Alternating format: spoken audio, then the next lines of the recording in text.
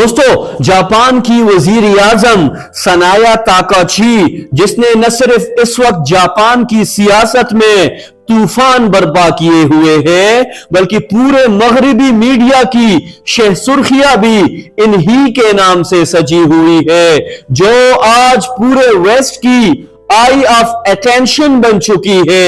हैरान कुन बात यह है कि जैसे ही वो आलमी सियासत के उफक पर आई, मगरिब ने फौरन इन्हें अपने बड़े स्ट्रेटेजिक मंसूबे का हिस्सा बनाना शुरू कर दिया। सवाल यह है कि आखिर ऐसा क्या है इनमें कि पूरा मगरिब इन्हें एक सुपर लीडर के तौर पर पेश करने में मसरूफ है। दरअसल मगरिब को गुज़श्ता कई बरसों से एक ऐसे रहनुमा की तलाश थी जो चीन को मुअस्सर तरीके से एंगेज कर सके। अमेरिका मुसलसल मुख्तलिफ जंगों, तनाज़ात और अपने आलमी कमिटमेंट्स में उलझा हुआ था, जिसकी वजह से इसकी तवज्जो एशियाई खित्ते से हटती चली गई। यही वो वक्त था जब चीन ने भरपूर रफ्तार के साथ तरक्की की, अपनी मईशत को मजबूत किया और आलमी सतह पर अपनी मौजूदगी को बढ़ाया। मगरिब को जब एहसास हुआ कि हम तो पॉलिसी के मैदान में कई कदम पीछे रह गए हैं, तब उन्होंने पहले ताइवान को इस मकसद के लिए इस्तेमाल करने की कोशिश की, फिर जनूबी कोरिया को बार बार पुश किया, मगर नताइज मतलूबा न मिल सके।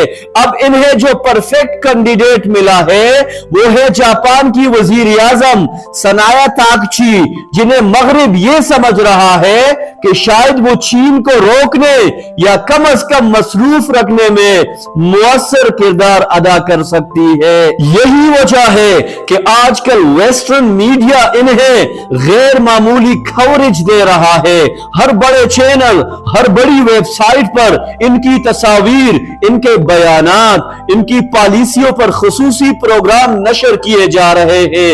मगरिब ने इनकी अहमियत को इतना बढ़ाया है कि फोर्ब्स मैगजीन ने इन्हें दुनिया के 100 ताकतवर तरीन खवातीन में तीसरे नंबर पर जगह दी। वो फेहरिस्त जिसमें जगह बनाना इंतहाई मुश्किल समझा जाता है, लेकिन यहां एक बड़ी हकीकत नजरअंदाज की जा रही है। वो एक ऐसी ताकत के सामने उनको खड़ा किया जा रहा है जिसे माहिरीन आग से खेलने के मुतरादिफ करार दे रहे हैं।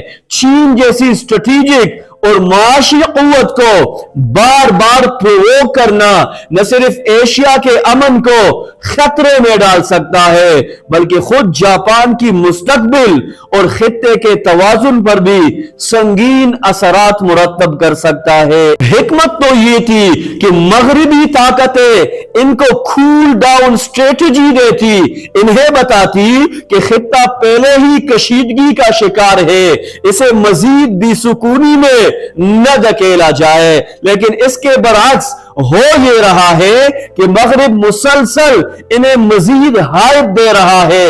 हर रोज नई तारीफें, नए एजाजात, नए बयानिए कि तुम बहुत स्ट्रांग हो, तुम ही वो लीडर हो जो चीन को रोक सकती हो, तुम इस खित्ते की नई ताकत हो। इस तरह के बयानात इन्हें एक ऐसे रास्ते पर धकेल रहे हैं जहां से वापसी मुमकिन नहीं। तारीख ये भी बताती है दोस्तों कि मगरिब जब किसी लीडर से अपना काम पूरा कर लेता है तो इसे टिश्यू पेपर की तरह फेंकने में जरा भी देर नहीं लगाता, चाहे वो ज़ेलेंस्की हो, चाहे मशरिकी वुस्ता के लीडर हो, या चाहे माजी के किसी और मुल्क के हुक्मरान। दोस्तों, असल और सबसे अहम सवाल यह है कि सनाया ताकाची वाकई जापान और खित्ते के मफाद को सामने रखकर फैसले कर रही है, या वो मगरबी स्ट्रेटेजिक मंसूबों का हिस्सा बनकर एक ऐसे महाज की तरफ बढ़ रही है जहां नुकसान सबके हिस्से में आएगा। आने वाले दिन बहुत कुछ साबित करेंगे, लेकिन एक बात आज भी क्लियर है, चीन को बार बार प्रोवोक करना कोई स्मार्ट मूव नहीं है। और जिस मगरिब ने آج انہیں آسمانوں پر بٹھایا ہے، وہی مغرب کل کسی نئے لیڈر کی تلاش میں انہیں پیچھے بھی پھینک سکتا ہے۔ سیاست کے یہ عالمی کھیل بڑی دلچسپ کہانیاں رکھتے ہیں، مگر ان کے نتائج اکثر بے حد خطرناک ہوتے ہیں، اور ان خطرات کا سامنا آخرکار اسی خطے کے لوگوں کو کرنا پڑتا ہے۔